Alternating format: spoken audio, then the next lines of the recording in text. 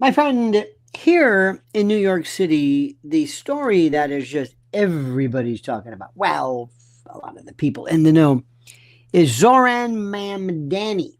Zohran the moron. And people are losing their minds. So today I happened to watch Mr. Mamdani, who was on the Martha McCallum show on FNC. It was the biggest softball love fest you have ever seen. And the question is, I wonder why. Why is that? Why, pray tell, is that? Well, I want to talk about that. Take your thoughts and comments. Sit back. This is the best coverage there is because I hit it from every angle possible. And I'm not going to be smitten to one group or another. Okay? I'm going to tell you exactly the way it is. Because a lot of people are losing their minds. YouTube is having some technical problems, ladies and germs. So I just wanted to let you know about that. We are aware of that. Check out this website called Down Detector. And Down Detector provides this incredible list of everything that's down from Twitter to YouTube, and you can check at any particular moment. Now, before we begin, I want to say that right now, Alex Jones suffered a bit of a defeat. Everybody knew it was coming from the Supreme Court, who refused to hear his case. And also, it harkens back to our good friend Mike Lindell. Mike Lindell from My Pillow, who also owes like $20 gajillion for something he simultaneously destroyed. Dominion, or I'm not familiar with the case. I'll let you check that out. But in the meantime, Mike wants you to know that he and his company are still there, and like Alex, appreciate your support. So if you want to support mypillow.com, use promo code Lionel. Get the greatest luxury from Giza sheets, the bed sheets, the bed toppers, the bathrobes, the bath mats, to slippers, to pillows, bolsters, you name it. Go to mypillow.com/Lionel and support the great, the inimitable Mike Lindell, a wonderful man, a great man, a glorious man, a beauteous man, a tremendous man for you and yours to enjoy and to extol the virtues therefrom and regarding. MyPillow.com, promo code Lionel. He's a great American. He needs your help, and you need his comfort to luxuriate in your bed, tween the percales. MyPillow.com. Right now, my friends, show your support. Show you love America. Show you love luxuriation. MyPillow.com. Promo code Lionel. Did anybody happen to see our good friend Zohran Mamdani on the Martha McCallum show? Snowballs, little powder puff, nothings thrown at him. Absolutely incredible. And the question you have to ask is, why, pray tell? Why? What do you think that was all about? What was the reason for that? What were they trying to accomplish? What would I have asked if I could? What would I have asked? And I'm glad you asked, because I'll tell you. You see, right now, my friends, it's a fascinating subject. I don't know if, I always thought she was kind of like a lefty before, sort of.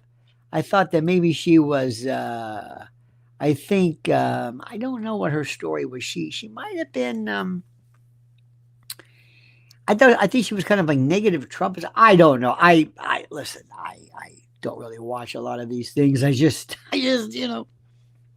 but I want to tell you what I would have done and what was missing, which makes me think sometimes, I wonder if the fix is in. I know that's conspiratorial. Far be it from me, my friend, but I wonder if that's true. So what's interesting about this whole thing, which is so fascinating, is that Fox News or Martha McCallum, or maybe deliberately, blew it.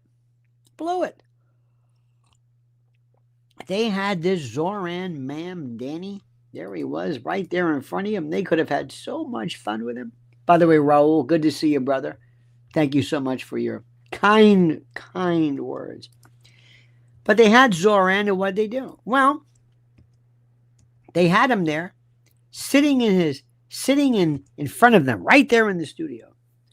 A man who refuses to call for Hamas to disarm, who supports arresting Benjamin Netanyahu, even though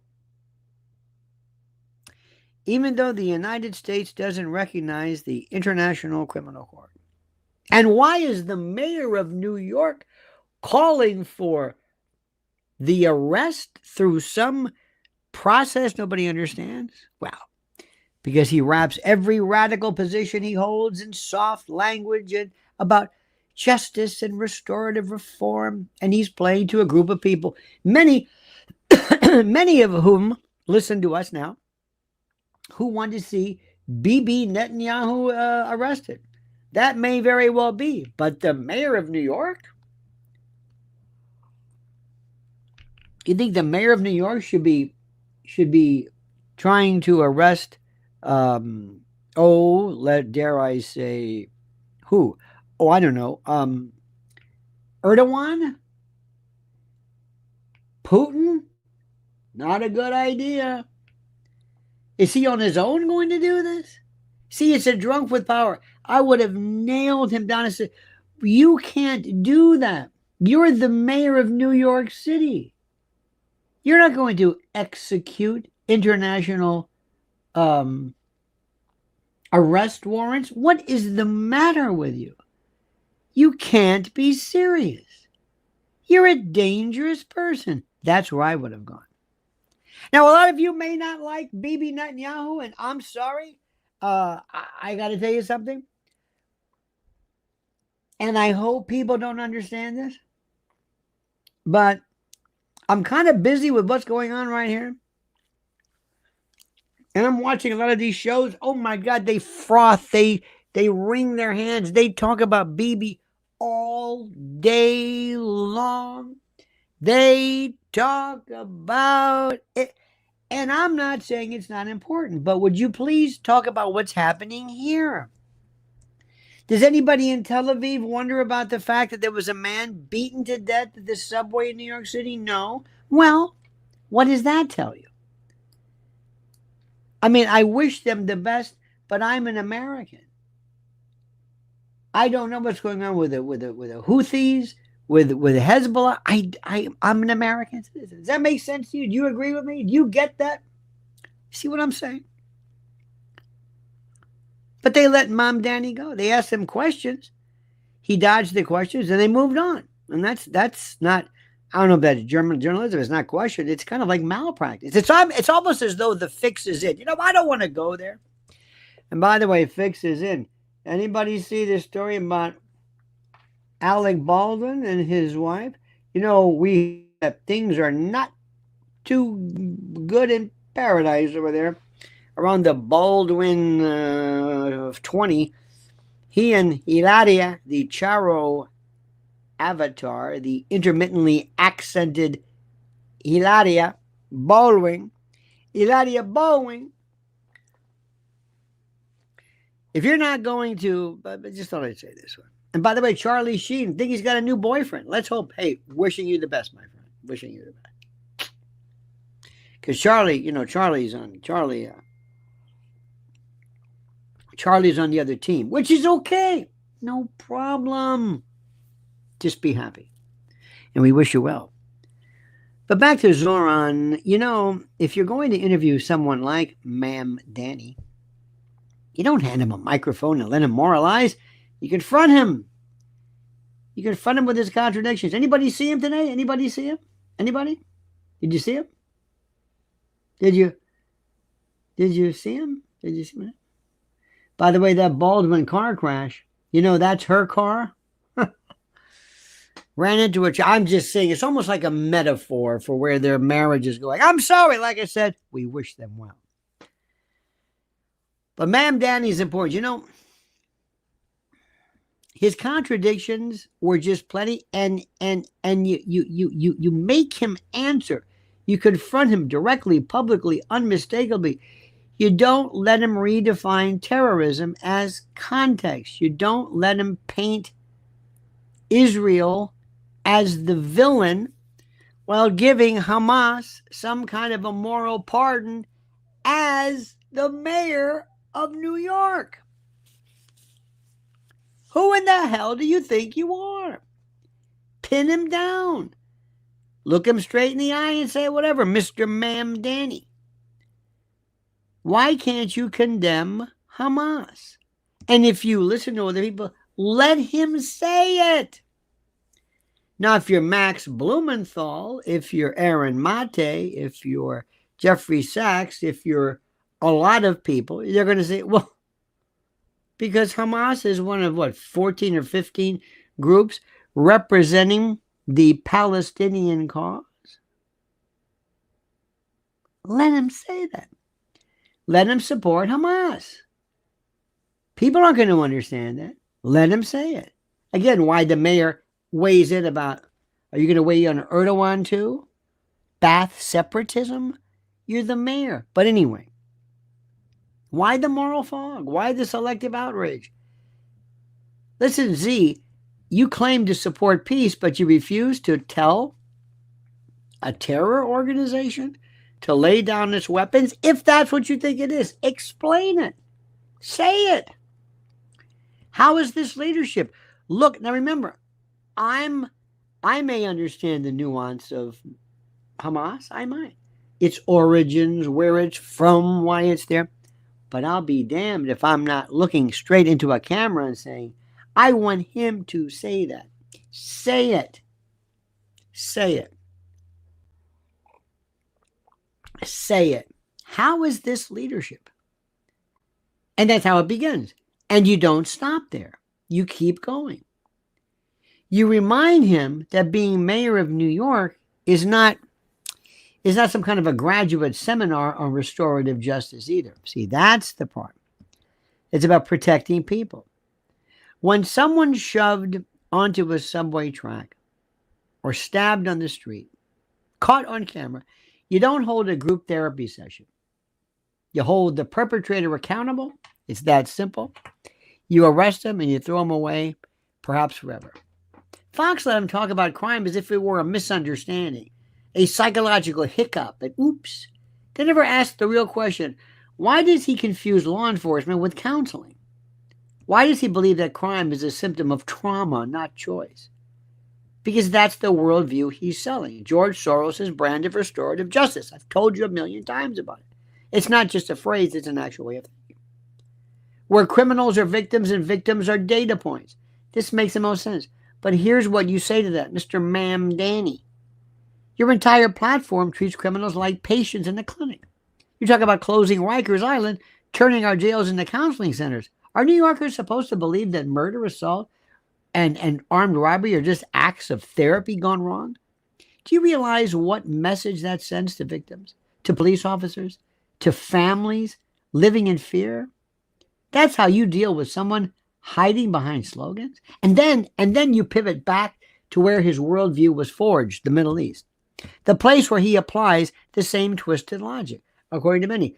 You call Israel an occupier? You call Netanyahu a criminal? Okay. But you won't condemn Hamas?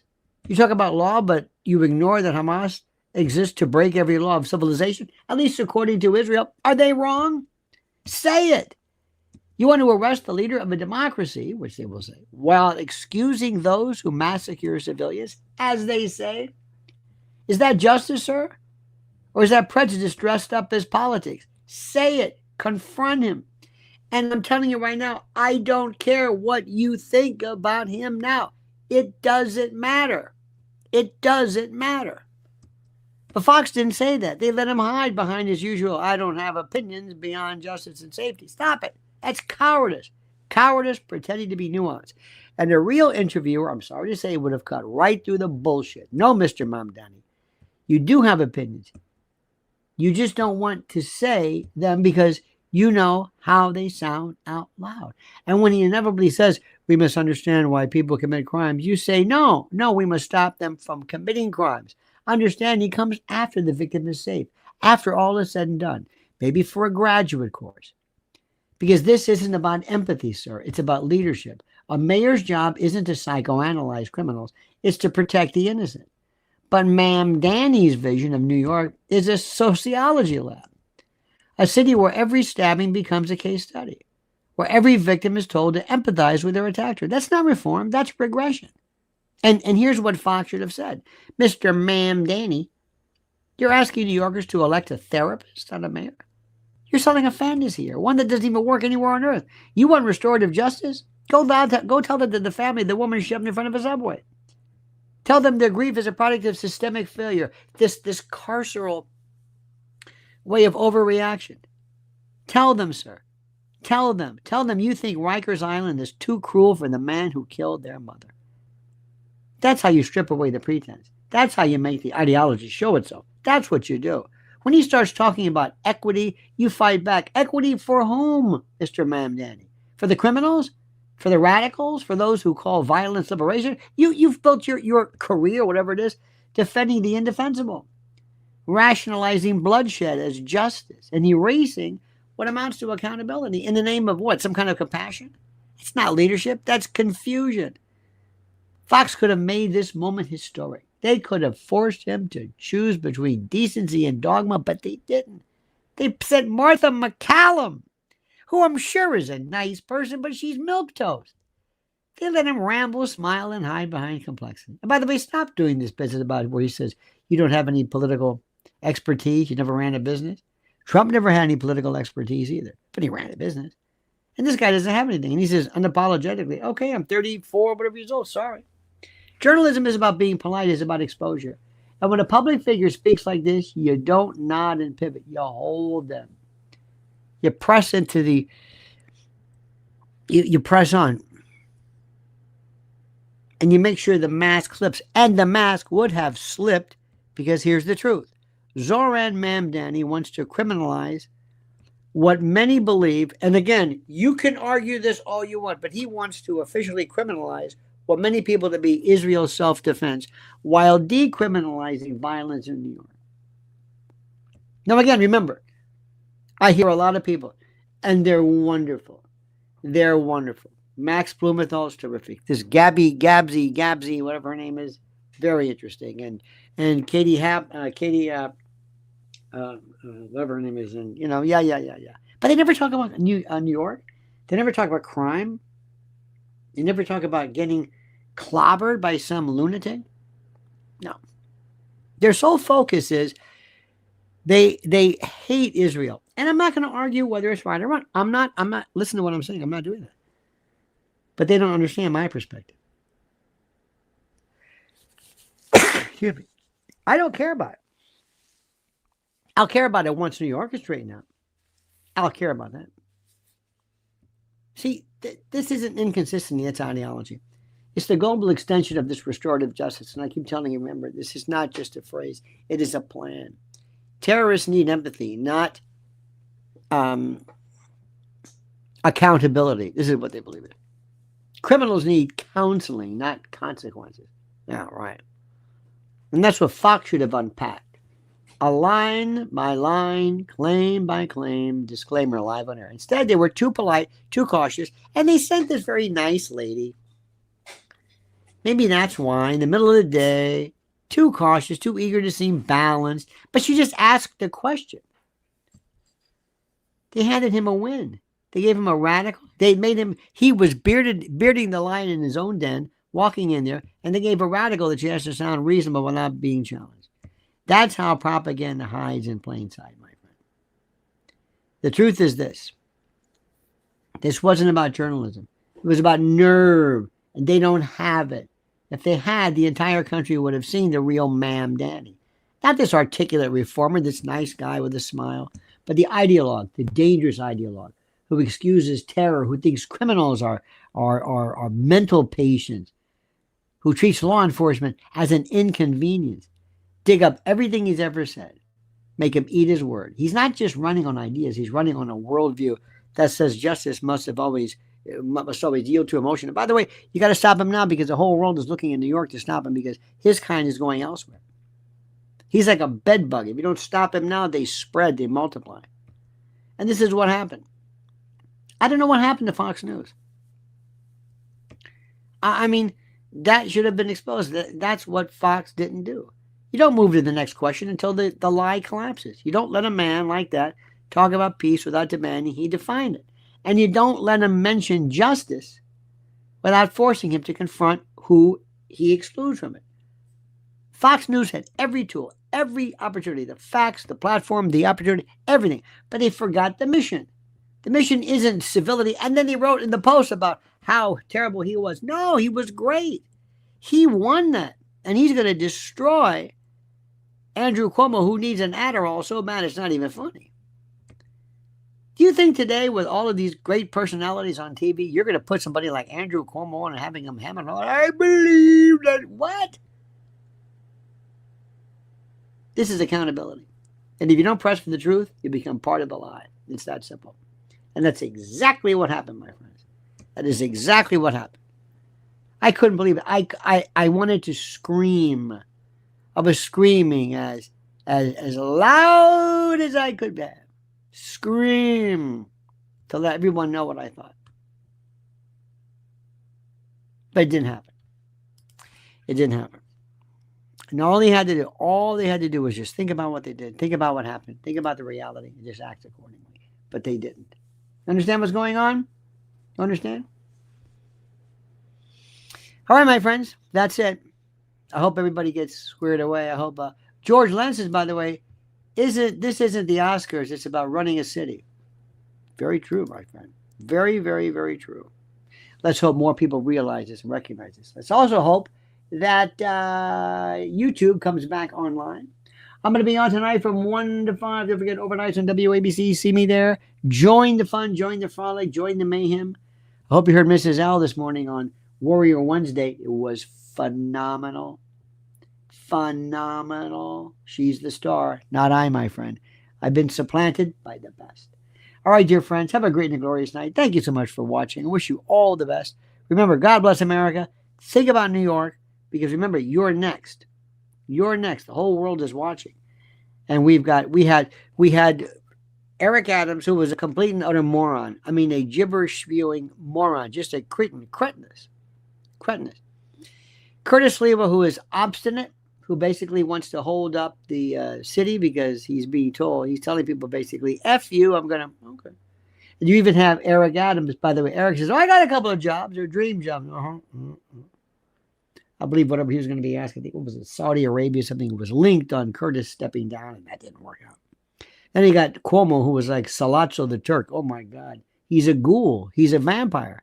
But you know what? If he beats Mamdani, fine. I'll vote for an onion ring. I'll vote for Emmanuel Lewis, TV's Webster. I don't care. We have to stop that guy at all costs. Okay? You understand? Good. That's all that matters, my friend. Have a great and glorious night. We love you madly. Don't forget, until then, my friends, remember the monkey's dead. The show's over. Sue you. Ta-ta.